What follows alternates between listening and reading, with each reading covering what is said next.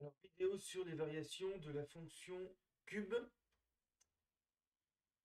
Donc, dans une vidéo précédente, on a vu l'allure de la courbe représentative de la fonction cube, et il semblerait que la fonction soit croissante sur R. Donc, comment montrer ça? On veut montrer que si x augmente, f de x, donc égale x cube, augmente. Donc, méthode qu'on a déjà vue précédemment pour la fonction carré ou les fonctions affines. On va prendre u plus petit que v, et on veut montrer que si u est plus petit que v, on a u au cube plus petit que v au cube. Si u est plus petit que v, on veut montrer qu'à chaque fois, u au cube sera plus petit que v au cube. Ce qui montrera que entre u et v, f de v est plus grand que f de u. Et si c'est valable, quel que soit u et v, ça veut dire que chaque fois que x augmente, f de x augmente. Alors comment montrer ça? Donc on part de u plus petit que v, et pour comparer u au cube et v au cube, on ne sait pas encore si on aura ça, on calcule la différence. Méthode habituelle, on fait v au cube moins u au cube. Et il se trouve qu'on peut factoriser par v moins u. Ça fait v au carré plus uv plus u au carré fois v moins u. Donc ça, pour le trouver, il faut vérifier en développant par exemple v moins u par v carré plus uv plus u carré. On vérifie que ça fait v au cube moins u au cube. Et on peut même écrire ça v moins u, v plus 1 demi de u au carré. Donc si je développe, ça fait v au carré. Le double produit 2 fois v fois 1 demi de u, ça fait uv. Et je n'ai que 1 quart de u carré. Pour faire u carré, ici, il faut rajouter 3 quarts de u carré.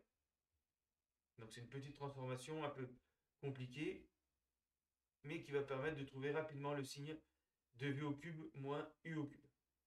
Alors ici, dans le crochet, j'ai la somme de 2 carrés, donc c'est toujours positif.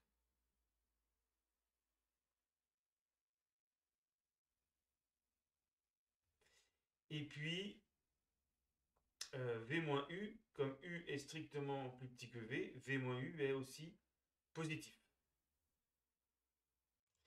Et quand je mets plus, c'est bien sûr strictement positif. Donc là, c'est évident, u est strictement plus petit que v, donc v moins u est strictement positif. Là, c'était un peu moins évident, mais pour que ça s'annule, il faudrait que 3 quarts de u carré, comme on ajoute deux nombres positifs, il faudrait que les deux termes soient nuls. Il faudrait donc que u soit égal à 0 pour annuler 3 quarts de u carré. Mais ici, il faudrait aussi que v soit égal à 0. Ce qui est impossible puisque u est strictement plus petit que v. Donc les deux termes sont bien strictement positifs.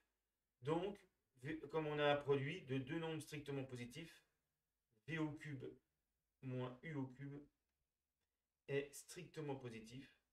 Donc u au cube est plus petit que v au cube.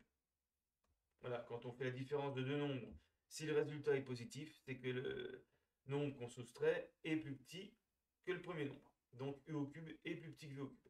Donc chaque fois que u est plus petit que v, u au cube est plus petit que v au cube.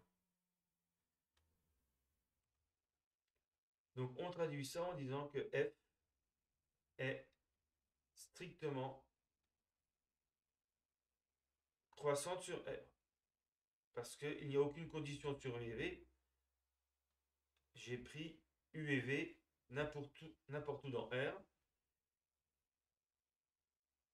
J'ai calculé f de u, f de v, et à chaque fois que u est plus petit que v, f de u est plus petit que f de v. Donc on dit que f est strictement croissante sur R. Donc maintenant, une fois que c'est démontré, c'est plus la peine de refaire le calcul. Chaque fois qu'on a u plus petit que v, on peut en déduire que u au cube est plus petit que v au cube. Alors, quand on fait le tableau de variation, on le fait comme ceci. Donc ici, on met x au cube.